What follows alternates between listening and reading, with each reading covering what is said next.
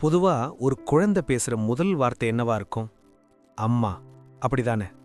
ஏன்னா அவங்க தான் அந்த குழந்தைக்கு உலகம். ஆனா நம்ம கதை நாயகன் விஜய் கொஞ்சம் வேற ரகம். அவன் உலகம் அவங்க அம்மா மட்டும் இல்ல, வியர்வையும் உழைப்பும் கலந்த ஒரு சாதாரண மனிதரும் தான். அன்னிக்கு ராத்திரி அந்த குடிசை வீட்டுக்குள்ள விஜய் பேசின அந்த முதல் வார்த்தை சீனிவாசனோட முத்த களைப்பையும் போக்கிடுச்சு. அப்படி என்ன வார்த்தை அது? வாங்க பார்க்கலாம். விஜய் நடக்க ஆரம்பிச்சு இப்போ சில மாசமாச்சு. வீடு முழுக்க தத்தி தத்தி நடந்துகிட்டே இருப்பான். ஆனா அம்மா ஜமுனாவுக்கு ஒரு சின்ன வருத்தம். இவன் நடந்தா மட்டும் போதுமா, பேச மாட்டேங்கிறானே. தினமும் மதியம் விஜய மடியில வச்சுக்கிட்டு, டேய் கண்ணா, அம் மா சொல்லு, அம் மா அப்படின்னு சொல்லித் தருவா. விஜய் அவளை பார்த்து சிரிப்பானே தவிர வாய் திறக்க மாட்டான். சாயங்காலம் ஆனா போதும், தெருமுனையில அந்த சத்தம் கேட்கும். டுர் டுர். அது நம்ம சீனிவாசனோட பழைய டிவிஎஸ் 50. அந்த வண்டி சத்தம் கேட்டாலே வீட்டுக்குள்ள இருக்கிற விஜய்க்கு தனி உற்சாகம் வந்துடும். வேகமா வாசலுக்கு ஓடுவான். சீனிவாசன் காலையிலிருந்து கறிக்கடையில நின்னு கறி வெட்டி வெட்டி உடம்பெல்லாம் வலி, சட்டை முழுக்க ரத்தக்கரை, முகம் முழுக்க களைப்பு. வண்டியை நிப்பாட்டிட்டு வீட்டுக்குள்ள நுழைவார். நுழைஞ்ச உடனே அவர் கண்கள் தேடுறது விஜயதான். என் ராஜா குட்டி எங்கன்னு கேட்பார். ஜமுனா தண்ணிச் சொம்போட வந்து, என்னங்க இவன் இன்னும் வாயே திறக்கல, ஊம புள்ளையா இருப்பானோன்னு பயமா இருக்குன்னு புலம்புவா. சீனிவாசன் சிரிச்சுக்கிட்டே, எப்ப பேசணுமோ அப்ப பேசுவான் விடுன்னு சொல்லிட்டு விஜயை தூக்கி அணைச்சிக்குவார். அப்பாவோட அந்த வியர்வை வாசனை தான் விஜய்க்கு பிடிச்ச வாசனை. அப்படியே அப்பாவோட தோள்ல சாஞ்சிப்பான். அன்னைக்கு ஒரு மழை நாள். கடை வேலையெல்லாம் முடிச்சிட்டு தொப்பலாய் நனைஞ்சு வீட்டுக்கு வந்தார் சீனிவாசன். அன்னைக்கு வியாபாரம் சுத்தமா இல்ல, கடன் தொல்லை வேற, மனசு முழுக்க பாரம். வந்து சுவரோரமா உட்கார்ந்தார். யார்கிட்டையும் பேச பிடிக்கல. தலை குனிஞ்சு கையில முகத்தை தாங்கிக்கிட்டு உட்கார்ந்திருந்தார். அவர் கண்ல லேசா ஈரம். நம்ம பையனை எப்படி கரை சேர்க்க போறோங்கிற பயம்.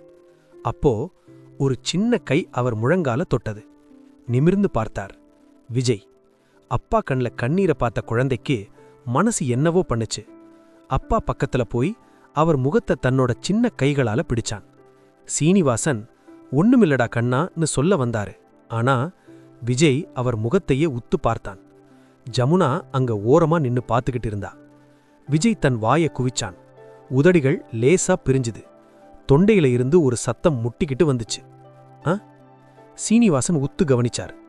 அம்மாவா? ஜமுனா ஆர்வமா எட்டி பார்த்தா. இல்ல.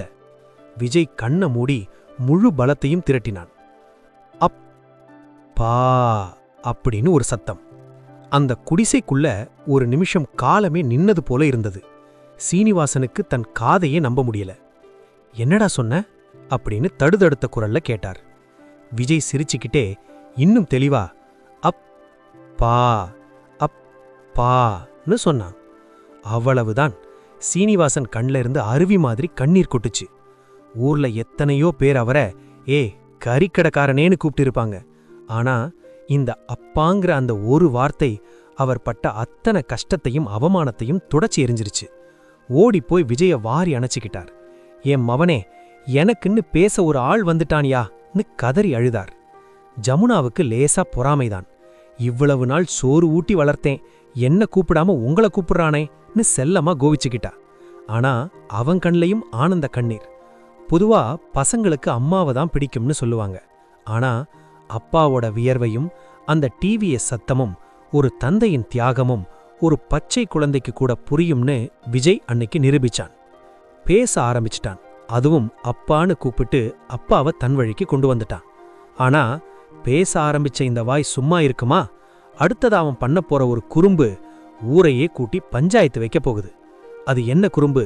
அத அடுத்த எபிசோட்ல பாப்போம். இந்த கதை உங்க மனசை தொட்டு இருந்தா மறக்காம ஒரு லைக் பண்ணுங்க. உங்க வீட்டு குட்டீஸ் முதல்ல சொன்னது அம்மாவா இல்ல அப்பாவா? கமெண்ட்ல சொல்லுங்க, தெரிஞ்சுக்கிறேன். இந்த வீடியோவை உங்க அப்பாவுக்கோ இல்ல உங்க குழந்தைகளுக்கோ ஷேர் பண்ணுங்க. அடுத்த எபிசோட்ல ஒரு பெரிய பஞ்சாயத்தோட சந்திக்கிறேன். மறக்காம சப்ஸ்கிரைப் பண்ணிக்கோங்க.